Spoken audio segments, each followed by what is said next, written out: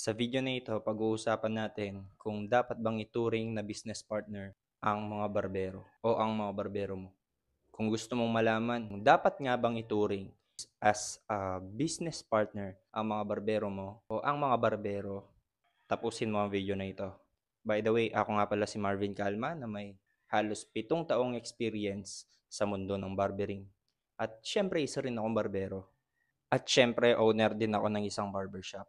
Bago ako makapagpatayo ng isang barbershop ay ilang beses ako namasukan. Halos nasa 10 barbershop ang pinasukan ko at isa na doon ang salon.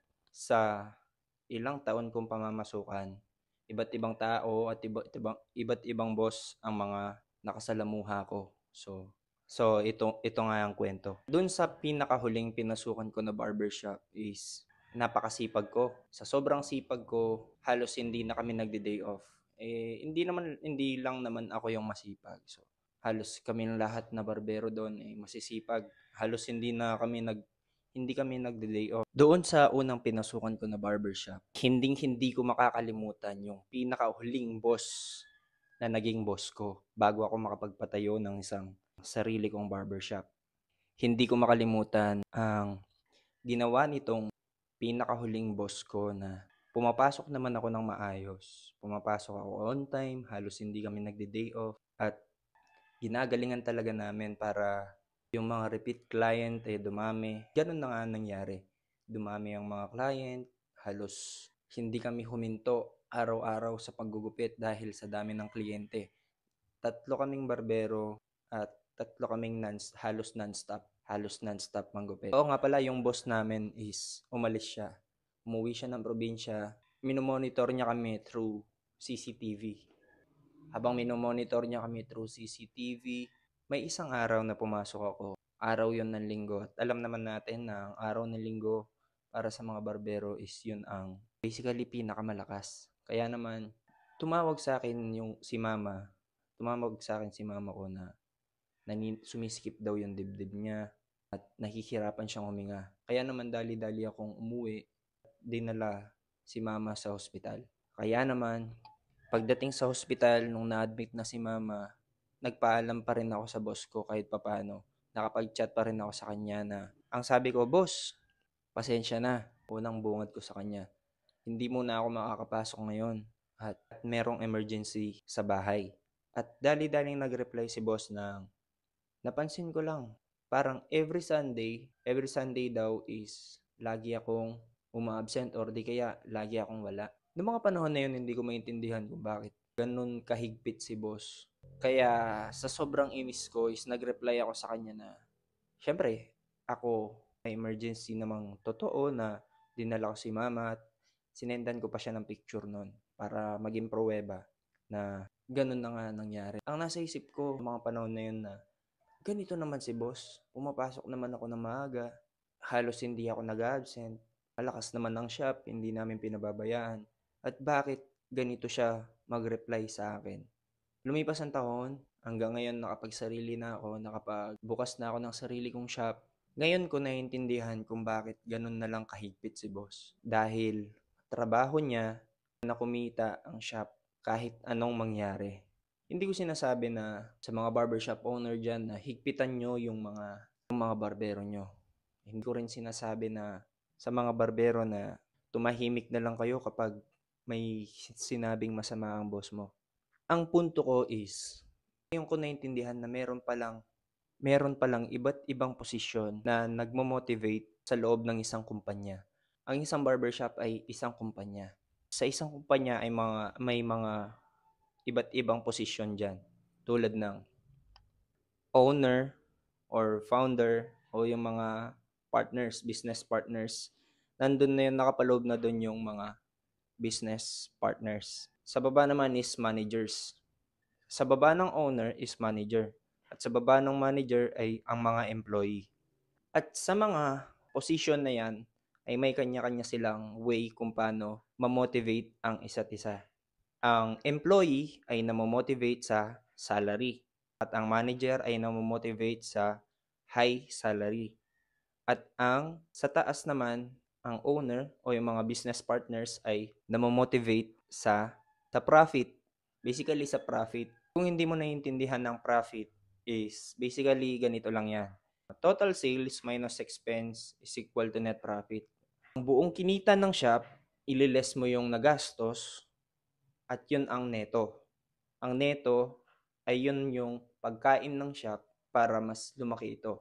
Kapag mababa ang neto, konti ang pwedeng maibalik sa shop. At kung mataas naman ng neto, pwedeng mas malaki ang maibalik sa shop. Kapag naibalik ito, kapag mas malaki ang naibalik sa shop, may possibility ito na mas lumaki. Okay, wag tayo lumayo. Dun sa tatlo, doon sila na motivate ang founders at ang mga business partners, no, yung mga founders, yung mga unang tao na nag-risk, namuhunan, naglabas ng pera, nagpagod ng utak, nagpagod ng physical, is sila yung founder. Manager, sila yung mga in-appoint ng founder na mag-manage ng mga empleyado. At ang manager ay namomotivate sa high salary at ang employees ay namomotivate sa salary, basic rate, basic salary. Ganun ang pagkakaiba nila. Kaya naman nung naintindihan ko ang tatlong parte na yon ng negosyo, dun ko mas lalong naintindihan si boss kung bakit ganun na lamang siya kahigpit, ganun na lamang siya magsalita. At ngayon ko naintindihan na para din pala sa amin yun. Dahil kung hindi kumita ang shop, kapag hindi kumita ang shop ng maayos, walang naibabalik sa negosyo, ay may posibilidad dito na mawalan kami ng trabaho. Mawalan din yung mga kasama ko na matino naman pumasok. May possibility na mawalan sila ng trabaho. Sa tanong na dapat bang ituring as a business partner ang mga barbero ay depende po yan. Nakadepende po yan kung magtitiwala ka sa shop sa unang pagtatayo nito na medyo risky pa. Ay, risky pa talaga, hindi siya medyo, risky pa. Kumbaga, hindi pa sure kung gagana, hindi pa sure kung kikita, nandun ka na sa loob. Mag-uumpisa pa lang, nandun ka na. Mag-uumpisa pa lang, kasama ka na ng boss mo. Naniniwala ka sa kanya na kayang mapalakas ito. Naniniwala ka na lalaki yung negosyo na yon. Kasama mo ang boss mo, may possibility na gawin ka niya as a business partner. Pero kung napatunayan niya na gumagana at ikaw nag-apply ka lang sa kanya, medyo malayo na gawin ka niya as a business partner. Pero kung nag-uumpisa pa lang, ulitin ko, kung nag-uumpisa pa lang, naniwala ka sa kanya, siya yung namunan, nagpagod, naging utak ng negosyo, may possibility na kahit isa kang barbero na willing magtrabaho ng walang sahod. Kung isa kang barbero na willing trabahuin yung naiisip ng boss mo, o sabihin na natin naiisip mo, may naiisip kang idea na gusto mong i-execute kaso wala kang kapital, may nagkapital sa'yo, may possibility na maging business partner ka niya. Kapag kasi sinabing business partner, ganito kasi yan. Pag sinabing business partner, you shared the risk. Nagsishare ang possible, sabihin na natin 2 tao sa risk. Ganito yan. Pwedeng isang mamuhunan at isa ang maging utak. Isang mamuhunan, isang magtatrabaho. Pinag-combine yun ang pwedeng tawagin na as a business partner. Nagsishare kayo sa risk. Nagsishare kayo na umandar man to o hindi, sumahod man ako o hindi, gagawin ko pa rin to. Umpisahan ko pa rin to. Ganon ang mag-business partner para sa akin. Okay, kung nagtataka ka kung bakit ko to ginagawa, kung bakit ako nagko-content ng ganito, dahil naniniwala ako na kung ang mga barbero at ang mga business owner ay magkasundo, mas lalong gaganda ang takbo ng ekonomiya ng barbering, ng industriya ng barbering dito sa Pilipinas. Dahil ang kalaban natin dyan ay ang mag-away-away tayo, lalo na iisa lang naman ang ating mga trabaho at ang layunin na makapagbigay ng magandang serbisyo sa ating mga kliyente. Kaya kung isa ka sa mga barbero, samahan nyo ko. Kung isa kang barbershop owner, samahan nyo ako na ikalat ang knowledge hindi lang sa barbering, hindi lang sa techniques ng panggugupit, kundi sa mga perspective, sa utak ng barbero, sa utak ng barbershop owner. Dahil tulad nyo noon na isang barbero at ngayon isang barbershop owner, napakahirap intindihin ng isa't isa. Ayokong nakikita na walang pagkakaisa ang bawat isa sa atin dahil nasa iisang industriya lang tayo. Kaya naman, magsama-sama tayo na solusyonan ang bawat problema at hindi maging parte ng isang problema.